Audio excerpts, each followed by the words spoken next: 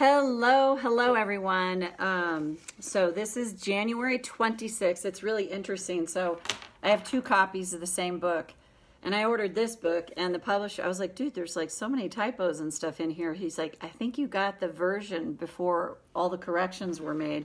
So I got the new one, and I'm like, oh, this is so much better. Not that there's not probably still stuff in here, but it's better. So coming to you from the new and improved, which I'm so happy for. So always a work in progress. Hey, Michelle, how are you? Hope you're doing good today. So January 26th, and I love this quote. It's so simple. The loudest voice isn't the truest voice. I love that quote because if you're anything like me, my loud voice, my inner bully can be a douchebag to me.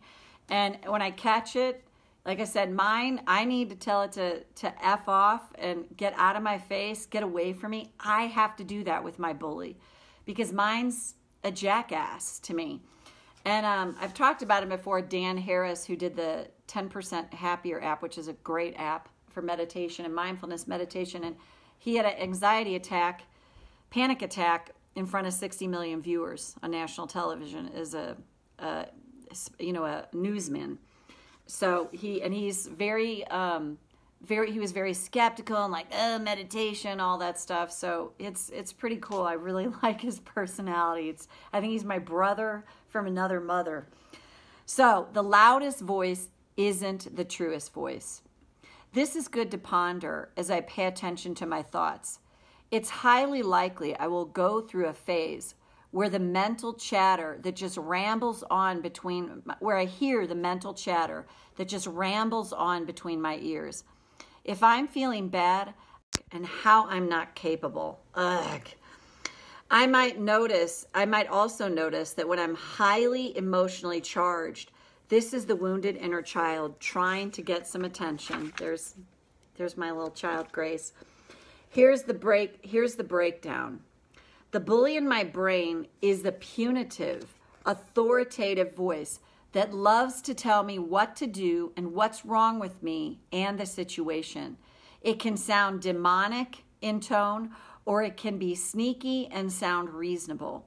I know it's the bully by how I feel. If I feel bad about myself, it's a guarantee the bully is running a rampage campaign in my head. The wounded child is emotionally charged. It can be swimming in a pool of emotion that often creates fear, panic, and anxiety in me. The bully beats up on the child, and the child gets saturated in emotion. Here's the magic in the awareness of who's running my show. These are both loud voices that take over, but neither of these voices carries with it the truth of me. These two parts of me learn to believe lies from the outer world, and these lies are actually crazy. They may feel true and be loud, but they are not the truth of me. The truth of me is so much greater than as I allow the thoughts to flow through my head. When I know who's running my show, I separate from these parts of me. This allows the space for me to hear my authentic, healthy self. The authentic, healthy self knows everything will be okay. It's a good one. The authentic, healthy self knows everything will be okay. It knows I'm worthy and deserving of every good thing just because I am. It's my true nature. It's the part of me I fell asleep to in this crazy world. As I continue to recognize the bully and the wounded child, they lose the ability to run my show. Now my authentic self can shine through. Thought for today?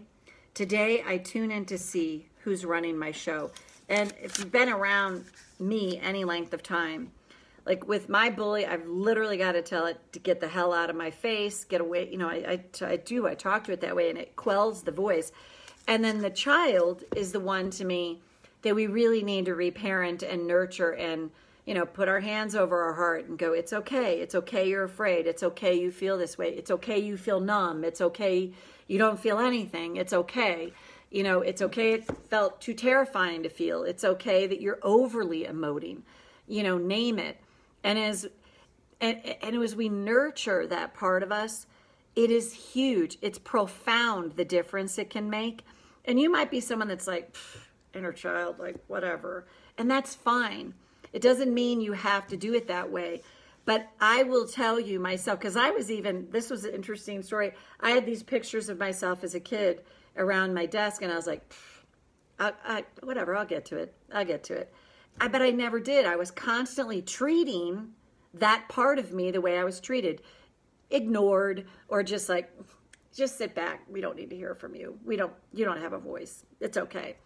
And I started recognizing, holy cow, that's what I'm doing. So when I connect to that part of me now, it is profound. And like I always say, get a picture of yourself, make it the screensaver on your phone. My little 6-year-old self is sitting over there. And I look at her often and just send compassion to that part of me.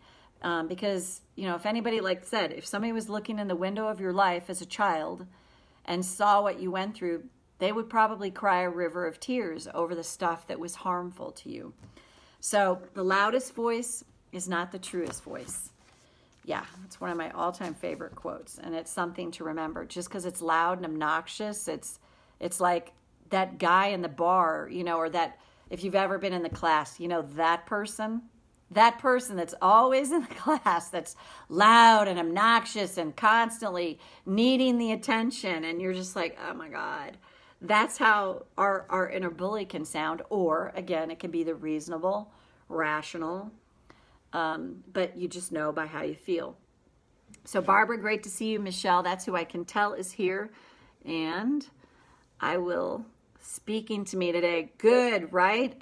That I'm so happy to hear that. It's always wonderful when it works that way. So, all right, I think I'm going to do this one on my personal page again, too. So, all right, ladies, have a good one. So if you want to hear it again, hop on over there.